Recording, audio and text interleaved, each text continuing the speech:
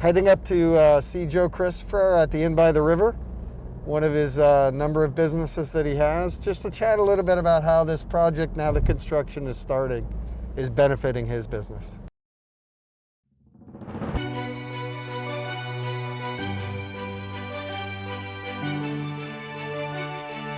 I'm Thorn Dickinson. This show allows me to talk with Mainers working on the most important clean energy project to ever come to our state. We discuss how this project is providing jobs and other benefits today while creating clean energy for a better tomorrow.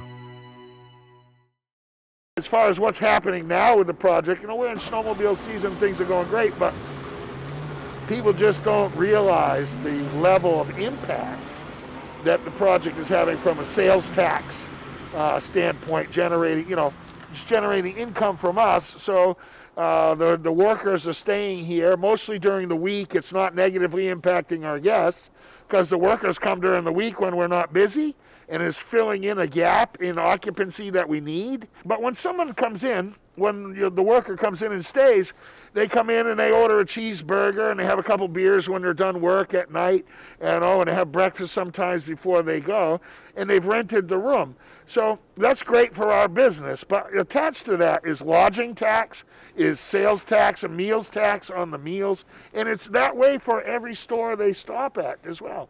Maybe just talk a little bit about where the Inn by the River fits in with your kind of whole entrepreneurial piece, and where it all started. And Inn by the River is my home essentially. We serve a lot of guests here with great food and so on, but my home sits adjacent to the building, overlooking the Kennebec. It's the most beautiful spot, and I always dreamed about a home overlooking the river, and you have it right here. So it's of the things we've built around the state in Somerset, Franklin, Piscataquis County, and Cumberland County, into Portland. We have businesses around the state now, but these are the ones that are closest to our heart. You got Three Rivers on the river with the campground and the rafting, and then you have Inn by the River on the other side of the building. The Kennebec River is right there, and you got the deer. The deer are eating lunch while the snowmobile is eating lunch. So it's really the closest one to my heart. I love doing business in Maine and employing Maine people, working at these things, but this spot is my home. Obviously, Joe, another part of your business is the snowmobile traffic. We've seen people coming down off the trail. Maybe talk a little bit about how that fits in with that. And yeah, snowmobiling is one of the great Maine activities and recreation things. We've been in that business since 2001, and thousands of visitors who are generating sales and fuel tax and sales taxes and lodging. Very important industry for Maine, as well as sled sales and otherwise.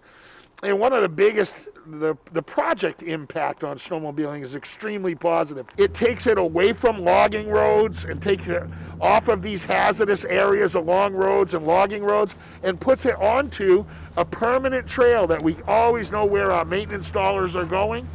So it's efficient financially for snowmobiling as well. So the project just has a massive benefit to the snowmobile industry in Maine, which then, of course, becomes very important to us as we're in the tourism industry. I'm really excited about the fact that now we're engaging more and more with the snowmobile clubs all along the corridor. I think there was some hesitancy originally because there may have been some thought that if they talked to us, that maybe they'd be viewed as supporting the project. But in the end, if this project does go forward, this is going to be one of the benefits for them. And, entering in those dialogues is so, I find incredibly valuable. But there are enough really smart, common sense people in Maine that understand how much this project means. And so you have some folks that aren't comfortable, or really I think it's based around people need to go out and get the information about this project. And when they do, they'll see that it's very important for the state of Maine. So the project's going to get done, and I know you appreciate people out working to get that done. So the conversations have been great with the clubs, and I think right now a lot is still focused on making sure that the project has zero impact on all the people that are out here to enjoy their snowmobiling trip.